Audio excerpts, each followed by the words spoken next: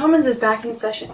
ARPA Canada is hiring. Manitoba high school students on retreat, and Canada commemorates the passing of Queen Elizabeth II. It's Wednesday, September 21st, and this is Quick Updates.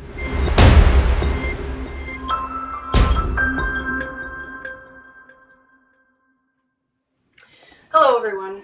Colin is away this week, as he and his wife were blessed with the arrival of their new baby girl, Beatrice, late last week. Being the only other bespectacled, blonde Frisian on the team, the honor fell to me to be your host again this week. Firstly, we want to let you know that ARPA is hiring. Here is our executive director with more. ARPA Canada is looking for a talented and passionate individual who will be able to help us advance our mission with the financial management.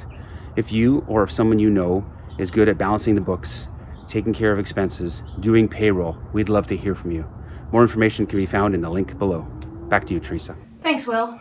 As usual, the prairies have been buzzing with activity. Here's Ed, joining us from Manitoba to talk about their high school retreat. I'm here in Manitoba for what I hope is our first annual ARPA High School Retreat. A couple of high schools here, Emmanuel Christian School from Winnipeg and Dufferin Christian School from Carman. And we dealt with the elephant in the room, that being our fears. We talked about chutzpah, which means boldness. We talked about giving a reason for the hope that is in us and doing so with gentleness. And we applied that in workshops to very sensitive issues like mental health, euthanasia, pornography, and gender and sexuality. It was a blast. Thanks so much, Ed. Speaking of youth events, we are excited about our annual youth conferences coming up this fall in Ontario, Alberta, and BC. You can go to arpacanada.ca/event/youth22 to find out more. We also heard some good news out of Ottawa yesterday. Here's Mike with some details. Thanks, Teresa. Yes, some great news out of Ottawa this week. As you can see, I'm standing here in front of one of the many border crossings between Canada and the United States of America. As of September 30th, this border crossing is set to be a whole lot busier due to the removal of the ArriveCan app, as well as other travel requirements that have restricted both land and air travel between Canada and other countries around the world. The Trudeau government is one of the last to remove these prohibitive travel requirements. And even though that is the case, many Canadians will now be thankful that the end is in sight. For over 2.5 years, many people have not been able to travel to see their friends and family, sometimes resulting in tragic stories of loved ones being unable to spend the final days of their life here on Earth together because of the separation. Canadians can now look forward to a return to normal, with many likely already making plans for the U.S. Thanksgiving and Christmas holiday seasons.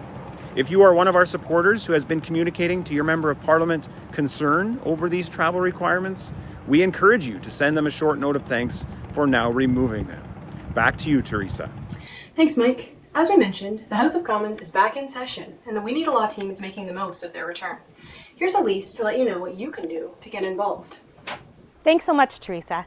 Now that the House of Commons is sitting again, it's time to take action and ask your Member of Parliament to defend the charitable tax status of pregnancy care centres. As you know, the Liberal government has promised to remove the tax status of organizations that offer dishonest counseling. Well, counseling mothers to choose life for their child and telling them the truth about abortion is not dishonest. Women facing unplanned pregnancies will not be able to receive the support and care they need if the government takes away the tax status these charities rely on. So take a moment today to use our Simple Mail program and send a letter to your Member of Parliament. Thanks so much for speaking up. Back to you, Teresa. Thanks, Elise. In addition to taking the opportunity to be in touch with our elected officials on issues we've been talking about over the past few months, we ask that you please remember them in your prayers as they take up their task in the House again.